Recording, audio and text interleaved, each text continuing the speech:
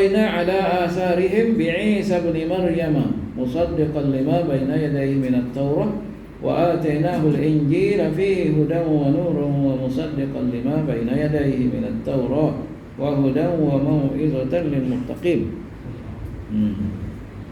Dan kami susuli jejak mereka dengan mengutus Isa anak Maryam. Isa ibni Maryam, Isa anak Maryam yang membenarkan kitab Taurat yang ada di tangan mereka. Dan kami datangkan kitab Injil kepada Isa. Di dalamnya berisi pimpinan dan cahaya yang terang, serta membenarkan kitab Taurat yang ada di tangan mereka, tangan Yahudi, cerita Yahudi yang itu, menjadi petunjuk dan pengajaran bagi orang-orang yang takwa, orang-orang yang bertakwa, wa mau'izatan lil muttaqin. Dalam Taurat itu sendiri menjadi petunjuk dan pengajaran bagi orang yang bertakwa. Jadi datanglah giliran Nabi Isa anak Maryam diutus untuk meneruskan pengiriman utusan-utusan Allah yang telah terdahulu. Jadi Nabi Isa ni salah seorang daripada Nabi Ulul Azmi, dan 25 orang Nabi yang wajib kita ketahui kenabilan satu-satu. Buat oleh cucu, bilan nama Nabi, nama Rasul. Adam, Idris, Nuh, Saleh, Ibrahim, Lut, Ismail, Ishak, Yaqub, Sulaiman, seterusnya sampai kepada Isa Muhammad alaihi wassalatu wassalam, semua sekali. Jadi Nabi Isa dalam ayat ini diberi kitab Injil. Ya, Nabi Isa tersebut dalam kitab ini seperti juga dengan nabi-nabi yang lain telah pun membenarkan kitab Taurat yang ada di tangan mereka, tangan Yahudi. Kemudian Nabi Isa telah dituruni kitab Injil yang berisi pimpinan dan cahaya yang terang, yang mana kitab Injil itu pun membenarkan kitab Taurat yang ada di tangan mereka, di tangan Yahudi dulu. Maka adalah syariat Nabi Isa AS itu mengikut syariat yang ada di dalam kitab Taurat. Syariat Nabi Isa mengikut syariat Nabi Musa, tidak dimasukkan, tetapi ada tambahan. Itu saja, ada tambahan hukum, tapi tidak dimasukkan syariat Nabi Musa. Berbeza dengan Nabi kita Muhammad SAW merakumi semua syariat Nabi-Nabi terdahulu, dan syariat Nabi Musa, syariat Nabi Isa ada yang digantikan dengan syariat baru, syariat Nabi kita Muhammad SAW. Begitu perutusan Nabi yang terakhir. Nabi Isa ni kalau dalam bahasa Ibrani dia panggil Yasu. Kalau dalam bahasa Arab dia panggil Isa. Kalau bahasa Yunani, bahasa Inggeris dia panggil Yesus. Sama lah juga. Yesus Mesias. Jadi Nabi Isa ni kalau kita susuri sejarah dia, lahir di Baitul Laham. Baitul Laham ni dia bawah pemerintahan Judea zaman tu, iaitu pada tahun 2 sebelum Masehi. Tahun 7 hingga 2 sebelum Masehi. Jadi Nabi Isa ni sempat hidup bersama dengan kaumnya sebelum diangkat oleh Allah Ta'ala pada usia 30 hingga 33 tahun usia. Mengikut catatan sejarahnya 30 hingga 30 tahun Masehi. Tahun Masehi kita dah Hotline ni yang kita sekarang ni 2020 tahun Masehi ni. Jadi tidak sempat berkahwin Nabi Isa ni. Umur 33 tahun tu tak sempat berkahwin. Dan Nabi Isa diangkat oleh Allah Ta'ala. Inilah pendapat jumhur ulama dalam membicarakan tentang Nabi Isa. Tetapi Nabi Isa meninggalkan 12 orang Hawariyun, 12 orang anak murid yang sentiasa menjadi afazal, menjadi pesuruh-pesuruh kepada Nabi Isa untuk mengembangkan agama, mentauhidkan Allah Ta'ala yang dibawa oleh Nabi Isa AS untuk membetulkan fahaman orang-orang Yahudi, orang Israel yang telah menyeleweng. Nabi Isa tak ada ayah lah, dah kita tahu dah. Tapi mak dia ni anak pada Imran. Jadi salah satu daripada surah Ali Imran, keluarga Imran ni termasuklah keluarga Nabi Isa dan Nabi Musa. Ali Imran, keluarga. Ali itu makna keluarga. Dia bukan Ali Imran. Ali, alif lam bercerah dengan Imran dari segi tulisannya. Cuba cek balik dalam Quran. Jangan Ali Imran, Ali Imran. Baca gitu. Okey. Kemudian kelebihan Nabi Isa ni banyaklah. Di zaman kecil Nabi Isa diberi irhas. Irhas ni ialah perkara luar biasa berlaku kepada orang yang bakal jadi Nabi. Iaitu Nabi Isa boleh bercakap ketika dalam buaian, ketika menyusu anak. Menyatakan bahawa ketika mak dia sedang menyusu, dia boleh bercakap, memberitahu bahawa Nabi Isa ni bukanlah orang yang lahir daripada orang yang jahat. Begitu wahyu Allah Ta'ala. Jadi disebut di antara 5 bayi yang boleh bercakap semasa bayi, sebelum umur 40 hari. Kalau bayi kita boleh berkecek gitu, masuk majalah Tiga atau nama dulu. Dah nikah boleh tiba-tiba majalah Tiga. Benda-benda yang misteri. Tak ada lah berlaku, melainkan irhas pada para nabi dan orang-orang yang diizin oleh Allah Ta'ala. Kemudian dipelihara oleh Nabi Zakaria. Nabi Zakaria ni kalau mak Nabi Isa ni dipelihara oleh Nabi Zakaria.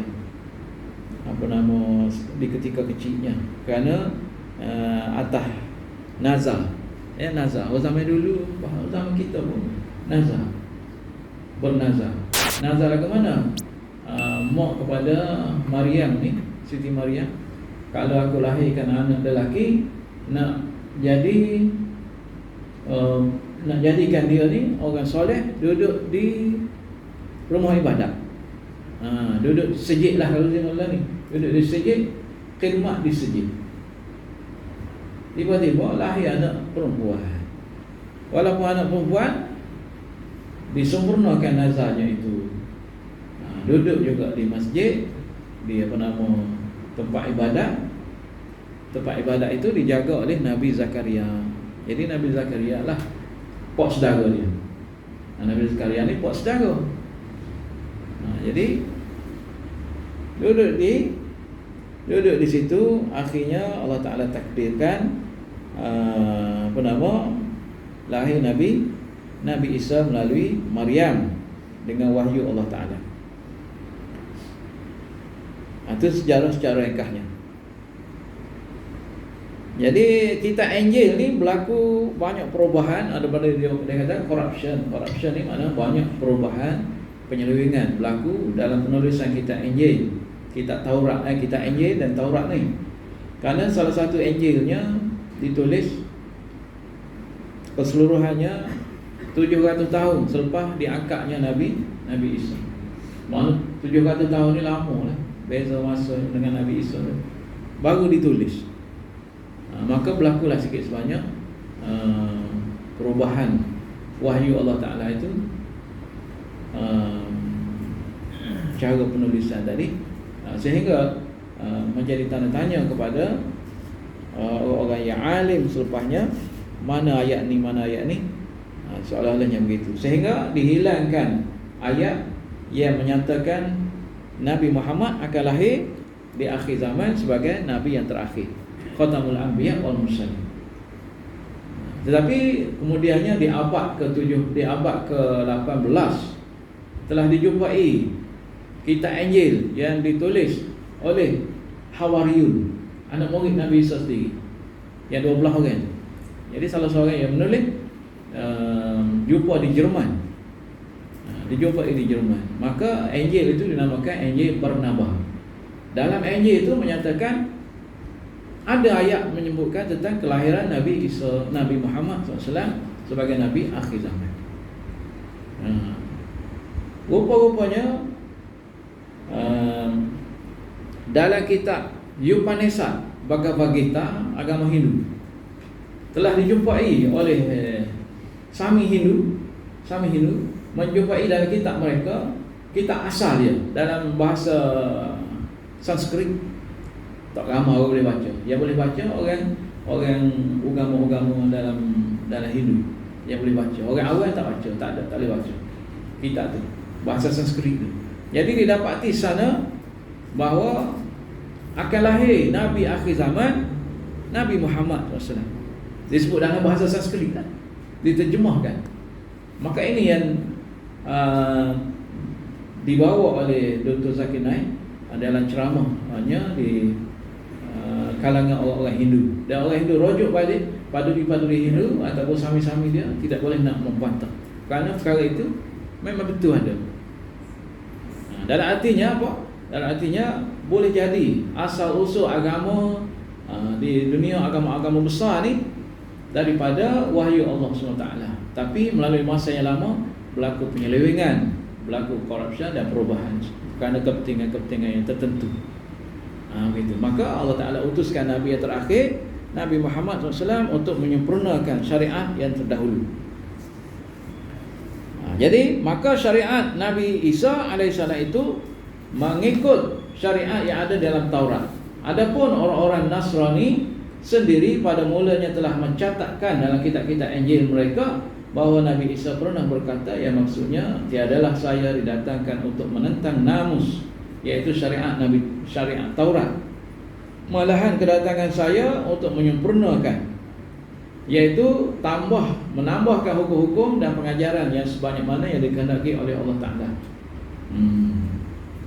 Begitu. Mana tidak memasukkan kitab Taurat.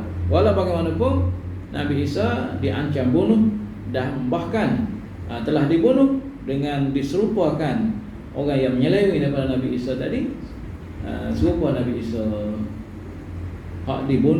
disalib oleh orang Yahudi. Orang Yahudi ini memang terkenal membunuh ahli ulama, termasuklah para nabi. Wa yaqtuluna nabi, mereka ini membunuh para nabi. Memang ada disebut dalam ayat Al-Quran, banyak nabi-nabi yang mereka bunuh. Dan ahli ulama tak sekira lah, banyak. Begitu. Itu ringkasannya. Nabi Isa AS diberi mukjizat oleh Allah Ta'ala mengikut zamannya. Ini disebut dalam surah Maryam. Di antara mukjizat Nabi Isa, dapat menghidupkan burung. Bila dibentuk lembaga burung, kemudian Nabi Isa diperintah oleh Allah Ta'ala, diizinkan oleh Allah Ta'ala menghidupkan burung itu daripada lembaga yang dibuat. Menghidupkan orang mati, orang yang telah mati, Nabi Isa hidupkan. Itu mukjizat yang luar biasa di zaman itu. Kerana zaman itu zaman kemodenan dari aspek perubatan. Jadi Allah Ta'ala kurniakan mukjizat melebihi kehebatan perubatan, berbandingan dengan mukjizat dengan perubatan.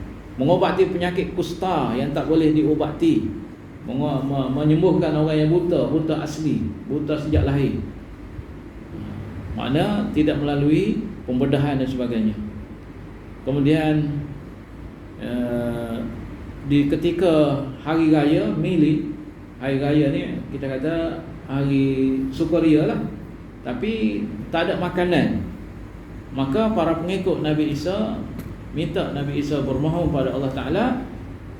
Maka Allah Ta'ala telah menurunkan dari langit satu hidangan makanan, buah-buahan mengikut